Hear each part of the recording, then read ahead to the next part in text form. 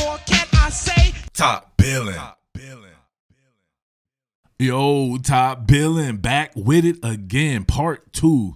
All right, y'all, so part 2 here talking about Justin Fields. Part 1 was my reaction to Mel Kiper and Todd McShay talking about they don't believe Justin Fields is ready yet and should possibly come back to school or go somewhere where he could sit for a year, which in turn corroborated what my pregame study and analysis was on Justin Fields prior to the Alabama game and stuff that people have seen me say throughout the years covering Justin Fields ever since he was in high school, right? So make sure you go back and watch part 1, and make sure you go back and watch that film study where I said that I believe that Alabama's defensive pressure, fabricated pressure schemes, and just their overall defense in general could confuse Justin Fields and make it tough on him in the national championship game, which happened, right? So before we do that, let me remind you of what Todd McShay and these guys were saying. So keep in mind, it's still, no matter what, people can't follow simple dialogue.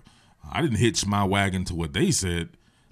I had already said this and been saying it, right? I love Justin Fields. He is my dude so much, so I want him to go to my Jets at number 2. But I just want him to be able to take his time and not be thought of as an immediate savior, because I've seen that happen with quite a few quarterbacks.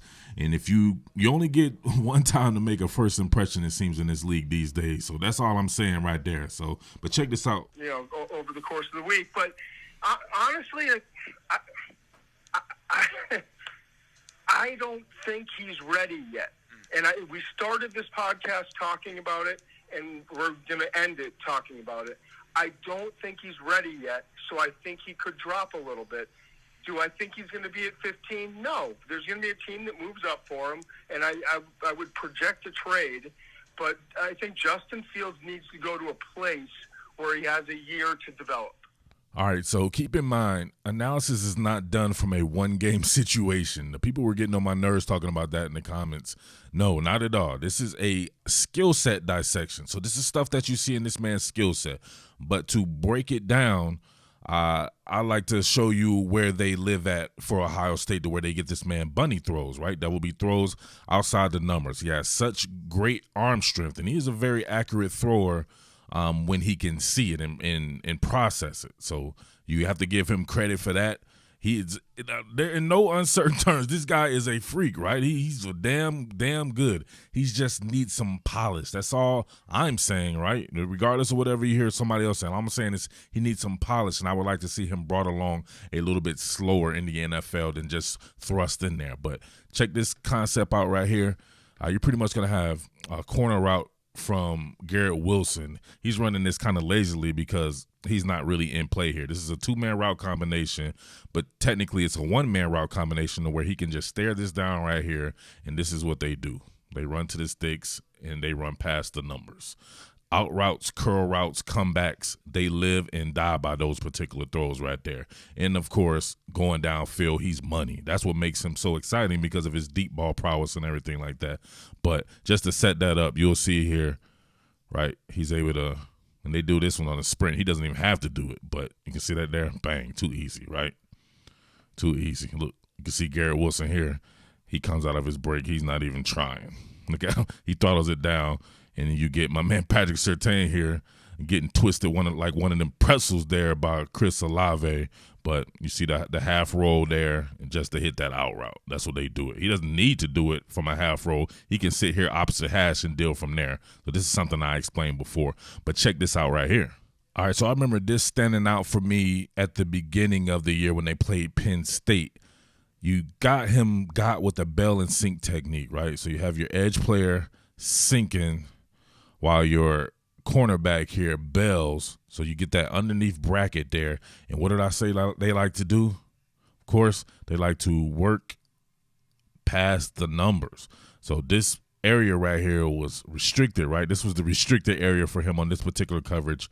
He should have recognized this extremely quick. But not to mention here, you have a Sam and Mike fire. So you got the Mike firing, Sam firing here, and all this is a replace hot. Simple replace hot, but he stares it down.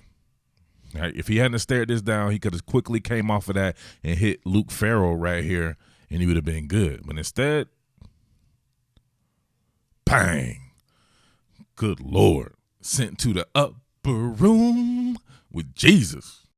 Come on, man. Check this out. I'm talking about you just a crash test dummy in this particular manner here. You can see him staring it down right here.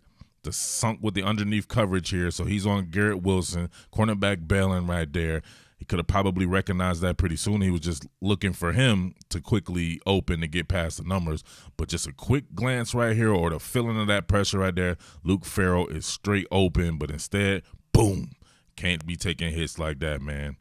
Spread his herb ass on the grass like fertilizer. Turn my man into taxidermy. All right, so I've looked at this one quite a few times right here. You just pretty much have Garrett Wilson running a drag from the slot.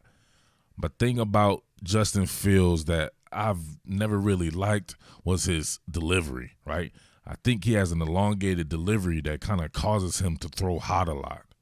Like, I don't see him being able to feather the clutch is my term for being able to take velocity off the ball right here. So you see right here on a lot of these short throws here, there's no pressure here, so he's fine, right? And can we do this correctly, right? It's not, don't tell me anything about an injury or anything like that. None of that exists in this particular manner right here. This is film study right here. So he's fine. You can see maybe I can get it from a different angle here, but you can see right here, this shit is coming in extra high and it's high. And Garrett Wilson, who has great hands, is unable to corral this. Way too high, way too hot there. All right. See it right here? Oh, now with his delivery here, so remember this is a skill set film study. So it's always something I want to show people right here. Look how he brings it down and all the way back up over. Right, you see that right here where the hand breaks from the ball. This is in the NFL, right? If you think about something like this, just this split second or however much it takes to be able to bring the ball up and around like this in the NFL, the game moves that much more faster right here. So was this tipped? No, it wasn't tipped or anything. It's just high and hot. Just inaccurate right there. But I definitely wanted to see that. It always reminded me of Jared Goff there from the Rams. That I wanted to point out as well. It's something I talked about with some of my coach buddies. Look at this. You see that right there? Right? Getting a snapshot in the actual signal of where to go with the ball from the coaching staff instead of doing it like regular pro-style offenses. To me, this kind of retards the progress of quarterbacks. If you think about it, right? All they do, they set up like they're going to run a play. They get out of it. And then they look over to the sideline, and then the coach and them signaling exactly where to go, right? You can see it. This is not them originally getting the play. This is 16 seconds left in the play clock. So they've already set up and everything, had Alabama declare its defense. Now they get the adjustment here or they get the actual play that they're going to run here from the coach. But with that being said, check this throw out from Justin Fields right here. This is right along the lines of what I tried to tell you about with those bunny throws. Absolutely love it. This is from the near hash throw, but bang, out route to Olave, money. Absolute money. So I tell you, this is where they live in a lot.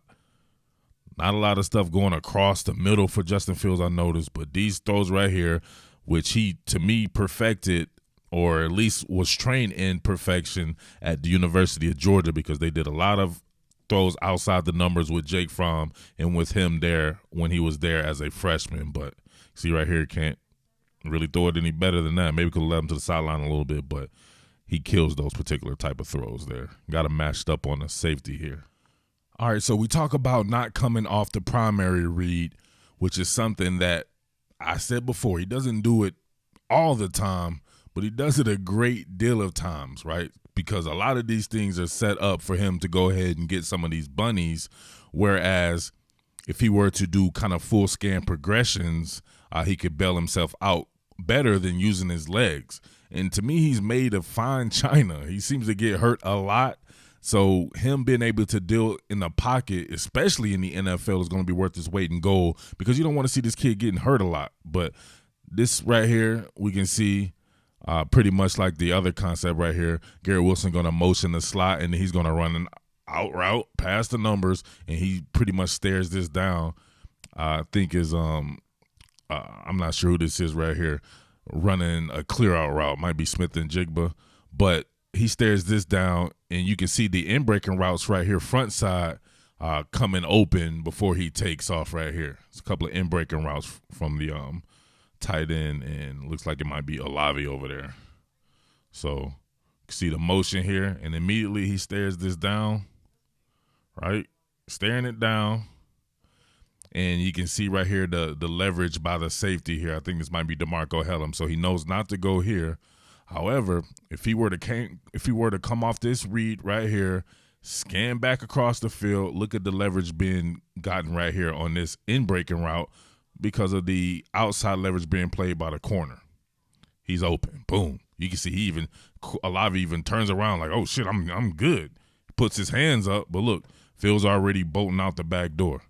Now look, the pocket itself is pretty clean. There's really no reason to not do a full scan progression right here. So he just ducks out here. Or if he were doing this, right, if he wanted to duck, he can get himself out of trouble right here and still be looking up the field to deliver the ball. And then, boom, you make yourself that much more valuable by delivering the ball to your teammates. But, hey, he has legs, and he uses them. He has legs. He knows how to use them.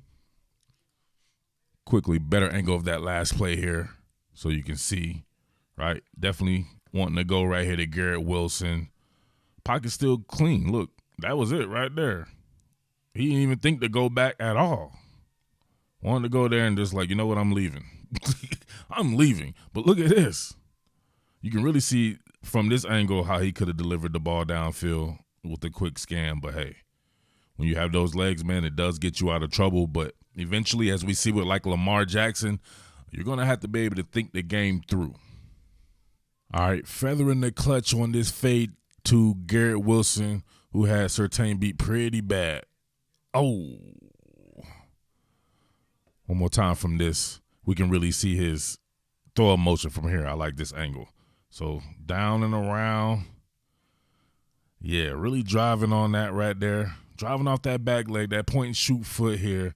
But this is when they action, right? This over-the-top, windy action going on. I'm not sure if this disallows him to be able to feather the clutch, but do see on quite a few occasions, on this one really sells on him right here. He's just supposed to put this one to the back of the pylon. If he could have kind of put a little bit more touch on this one right here, he could have easily had this one right here, but he floats that bad boy to the concession stands. All right, here we go from this angle of the same play right here. So you can see Garrett Wilson did leave him a lot of room. Nice move by Garrett Wilson. Oh, my God, he's going to be such a superstar next season, whomever the quarterback is. Could it be Justin Fields? I don't know. He'll probably already declared by the time this comes out, but here we go. All right, inside stem, bang. Cook Patrick Surtain just needed to trust himself or just have enough belief in the touch to be able to float this one out there, but definitely too far, all the way out of bounds. Needed Kyle Pitts to get that one. Man, look at this pass right here to Jeremy Ruckert being guarded by Christian Harris, a linebacker right here. Him going downfield, no problem. He even looked this one off. Boom. Right? It was predetermined right there. He knew exactly where to go before the play, obviously, right, with them looking over. He knew to look this over here just to hold the safety in the middle of the field or to get him out of the middle of the field and then shoot that bad boy. Absolutely. Boom. Look at that. Now, that is an NFL throw right there. Absolutely love it. But it is one of those throws that is in line with what he does good, pushing the ball downfield. All right, you got combination coverage here. DeMarco Hellum's pretty much posted up right here in the middle of this formation. But you're going to have Luke Farrell here. He's going to run a jerk route back inside here, and he just completely stares this down and almost throws a pick. You have some in-breaking routes by Olave and I think maybe Garrett Wilson out here on the other side or whatever like that. But just all the action right here in the middle of the field, and he just pretty much throws it in a triple coverage. You can see he immediately goes over there. Nope. Not good. Not good at all. Actually, it was two tight end sets, so there's Jeremy Ruckert over there. So, see, Ruckert with the in-breaking route. He's looking. He wants to go somewhere in this area. You know that both of these routes are going to somehow come open in this area here. And he's pretty much just telegraphing this here. Nothing to do. DeMarco Hellams almost jumps it. Almost. Bang. Not a good decision there. Look at the execution of this particular screen pass right here. We're going to juxtapose this against Mac Jones. Now look at that. Now, I see a lot of people in the comment section talking about he wasn't put in position to succeed or something like that. Then what is this? This is a hell of a call, and you can see the amount of yardage it would have got, right, in a time that it needed. But check this out. Check the throw out right here, right? That's what you call, right? He has the feather to clutch right here, and he's just inaccurate in doing so. Look at that. He sails this way over Master Teague's head there. But if you see here the room, man, imagine if they would have completed this. Master Teague, you can say what you want, but shit, he can take the ball at least 30, 40 yards on this particular play right here. This was a hell of a play call. It just was pure execution. Now check out Mac Jones. All right, similar. Boom. Now look at that. Look at the accuracy right there. And, of course, Najee Harris off to the races. Hey, it's the same score. It might have been the next series after Justin Fields did this here. But check it out right here. Haskell Garrett bearing down on him, right? Gets a little bit more depth, just a feather to clutch, and he hits this accurately to perfection, right in the breadbasket. Like, that's just the little things of QB, and that's all I'm saying right there. Like I said before, I don't want people to get it misconstrued. I want this guy on teams that I want to see him play on, like the Jets or the Niners, teams like that, because I really like him. I just don't think he should be thrust into being a superstar right away, because we could see some of these things crop up if he's on a team to where he has to be the pilot, if you get what I'm saying. But if you were to go to a team that was really good, that was very good, or had a very good veteran in front of them, like the Atlanta Falcons, what people keep saying, being able to learn from Matt Ryan for a little bit and then can be thrust into it maybe later on in the first season, or even get an entire year to just work under and learn from a Matt Ryan, this kid could be special. That's all I'm saying. But, of course, people aren't going to get that. Got too many dumbasses in the world, and, hey, it just is what it is. So, of course, I'm going to do mad videos on Trevor again, right? So Trevor and Justin Fields is like I'm back to, 2017, 2018 or whatever like that, when I was doing it for Rivals, or doing it when I started the channel here like in 2019. It is what it is. I will have some stuff on Trevor. He has some stuff he can work on as well. There is no perfect prospect at all, so don't get me wrong in thinking that. I do think Trevor is further along. For one, he's had a lot more time to develop, played more games, and he just does the little things a little bit better. Nothing is based off of 1 or 2 or 3 games. It's based off skill sets and what someone can do. You can be successful in a game, or you can be unsuccessful in the game and do a lot of the little things right? But you can be successful in the game and just overwhelm people with talent and still have a good game. You know what I'm saying? I mean, the talent around you and the talent within yourself as well, too. But that doesn't happen in the NFL. Like I said before, you can see it with Lamar Jackson. Eventually, you're going to have to think the game through. But check this out right here. Look, staring down the primary, forcing the throw, really, right? Or just giving Garrett Wilson a chance to make it. But the second down, instead of staring down your primary, not being able to come off that read, imagine if you fully scan progressed here, right? If you came off this right here, like, you know what, I don't need to throw this fade. Let me look at Jeremy Ruckert over here, who is actually coming free, right? He's uncovering. Maybe you could have stuck this curl route or whatever he's running right here. I'm not sure exactly what he's running right there, but he's clearly open. If you could have anticipated, hit him with an anticipatory throw right there, boom, you're moving the chains. That's what you would see from a Patrick Mahomes. That's what you see from an Aaron Rodgers and all these like that. They're not supposed to be there right now. Obviously, those guys are veterans in the NFL, but that's what you're looking for in the future for him to improve on. But he still should be the number 2 overall pick, no matter anything you hear me say right here. I can't stress that enough. All right, love this throw right here. Backside ISO with Garrett Wilson. Fade, put it towards the pylon. Bang. Nasty. That's what he does very well. Cannot take that from him. So this is to be continued. I'm going to have much more on Justin Fields there. But as you can see right there, just some things to clean up. That's all I'm saying. So it is what it is on that front. I know exactly the reaction this is going to get, mostly from dumbasses out there. But This is not a smear campaign or anything like that. It's just football analysis, right? Get a life, grow up, and learn how to accept neutral analysis, right? Shout outs to Justin Fields. Hopefully he goes to the NFL and goes to a team I want to see him on. With that being said, it's your boy Murph, the Underground King. Holla at your boy. I'll have much more on some of these draft prospects that I've covered. Peace. What more can I say? Top Billin.